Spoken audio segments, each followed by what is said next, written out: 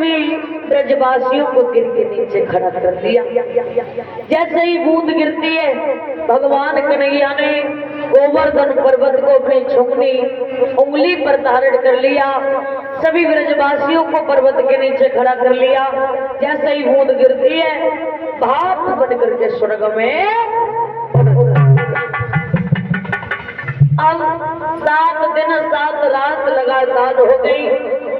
बरसते बरसते मेघ थक गए और ला करके देवराजेंद्र से कहा, महाराज हमने बहुत उपाय कर लिए, चोटी से लेकर के एड़ी तक की ताकत लगा दी, लेकिन कृष्ण का बाल भी बांका नहीं कर पाए, हमें क्षमा कर दो।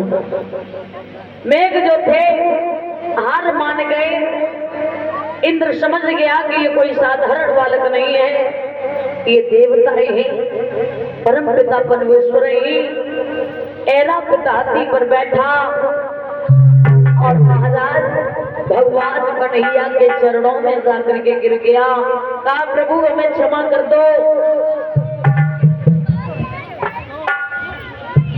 और अभी जो हमारा सम्मान किया श्रीमान महेंद्र भैया जी की बुआ जी ने 101 पत्रिकाओं से कामना करते हमेशा धर्म क्षेत्र में आगे बढ़ती रहे, समाज में सम्मान देता रहे।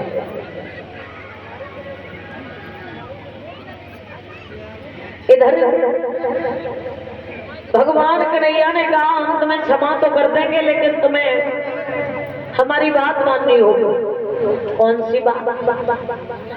बोले, साल में 12 महीने होते, 4 महीने बारिश करनी होगी, बाकी बचे 8 महीने, उसमें भी तुम्हें बीच बीच में बारिश करनी होगी। जवाब दिया, ठीक है। इस तरीका से इंद्र के अहंकार को तोड़ा। परीक्षित महाराज कहने लगे, प्रभु ये बताइए कि गोवर्धन पर्वत की पूजा क्यों कराई? ध्यान रखना, ये बात है त्रेता युग की। सुखदेव जी महाराज बोले, हे राजन परीक्षित, त्रेता युग में जब प्रभु श्री राम की जो पत्नी थी जिनका नाम था सीता, इनका जब हरण हो गया तो प्रभु श्री राम मैया सीता को खोज रहे थे। तो सुग्रीव से जब मुलाकात हुई तो समुद्र से निकल करके जाना था। प्रभु श्री राम ने जब सेतु का निर्माण किया तो पत्थर कम पड़ गए। पत्थर जब कम पड़ गए, हनुमान से कहा, हे हनुमान आप जाओ पत्थर लेकर के आओ। हनुमान जब पत्थर लेने के लिए गए, काफी आगे निकल गए। एक सोमगिर नाम का पर्वत इनको दिखाई दिया। उसी वो विशाल पर्वत था, उसी पर्वत को उठा लिया, लेकर के चल दिए। रास्ते में इन्होंने देखा प्रभु श्री राम के जयकारे लगाए जा रहे हैं। समझ गए, मुझे लगता है ये सेतु का निर्माण जो हो रहा था वो हो गया। उस पर्वत को वहीं रख दिया।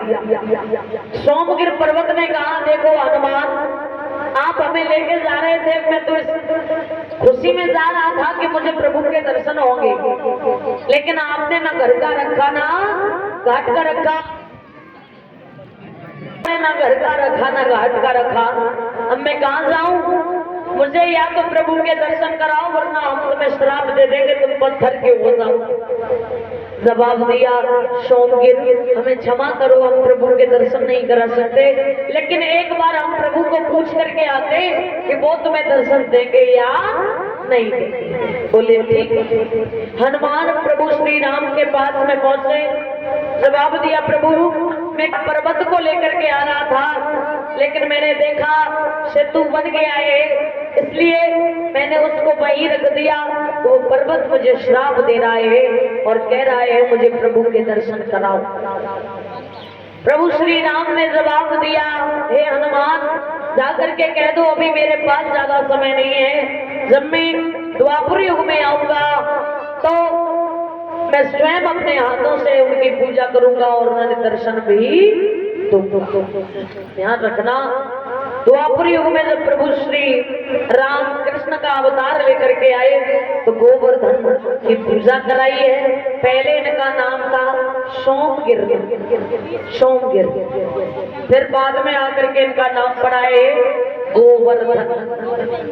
बोली गोविंद भगवान की, बोली गोवर्धन महाराज की। इस तरीका से हम लोग पूजा कराई। अब एक लाइन का कीर्तन आगे देखेंगे भगवान कन्हैया ने किस तरीका से अपने मामा कंस का वध किया है। तालियों का साथ देते हुए